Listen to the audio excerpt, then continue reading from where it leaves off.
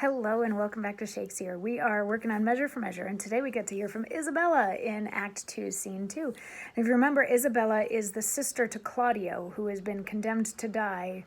It was going to be 3 days from now, but now it's tomorrow morning. He's supposed to die.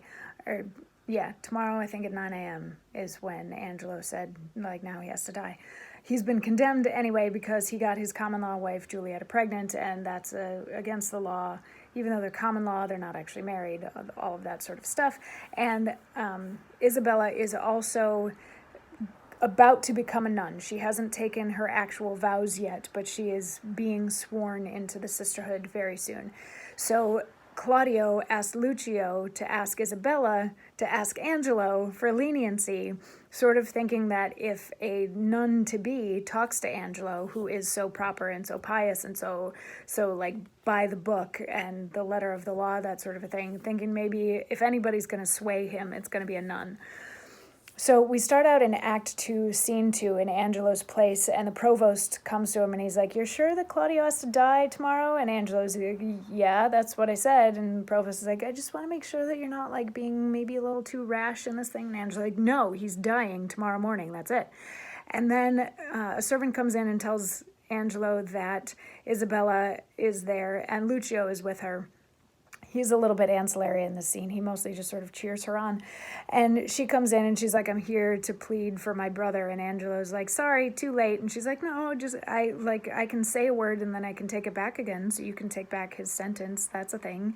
And Angelo's like, "No, I can't because he's a horrible sinner." And she's like, "Yeah, but we're all sinners," and whatever. And her first couple of attempts at getting leniency from him don't go as she would like, so she does sort of do okay, well then I tried, and she starts to walk away, and Lucio's like, no, you gotta get in there and try a little bit more.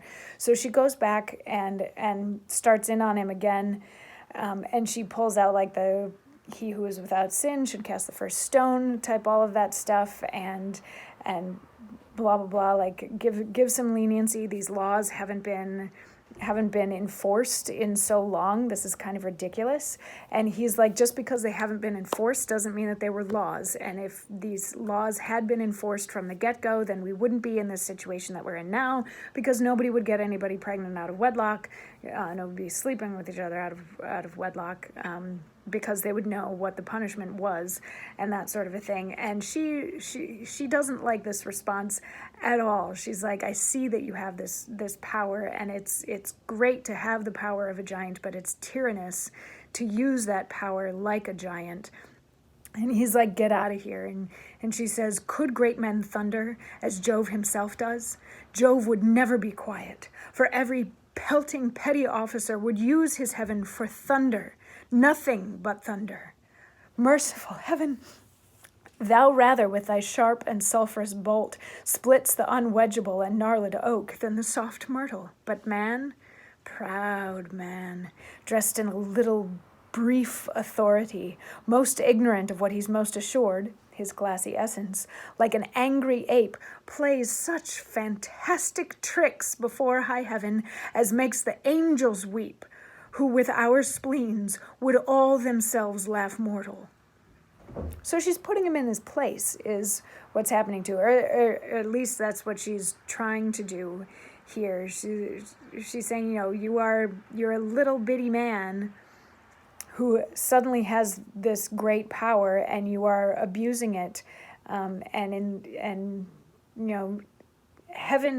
would rather strike down an oak than hit the soft ground, but here you are hitting the soft ground and enforcing these laws, and these things that you're doing are not going to be looked upon favorably by the heavens.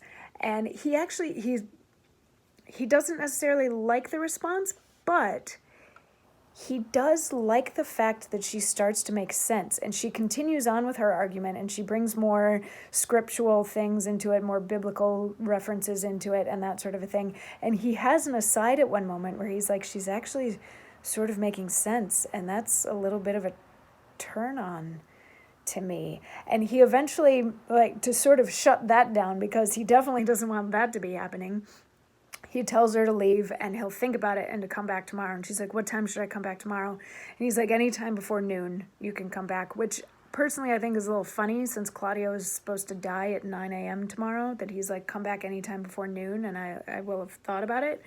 And she's like, oh, thank you. I will bribe you with whatever I can. He's like, you'll bribe me? And she's like, yes, with all the prayers and heavenly assistance that I can offer and that sort of thing. And he almost sounds a little disappointed when he's like, oh, yeah, you're great. Thanks for that sort of thing. And she and Lucio eventually leave.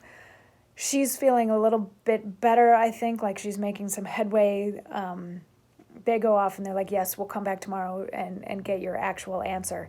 And before we're done with Act 2, Scene 2, Angelo gets a moment on stage to fill the audience in on where his head is now at, that he has had this fascinating conversation with a woman who is just as pious and just as proper as he is, but she's fighting for her brother, even though her brother is guilty of this sin that she herself abhors and that sort of thing. It's complicated, and he has some thoughts on it, and we'll get to hear those thoughts tomorrow. Mwah.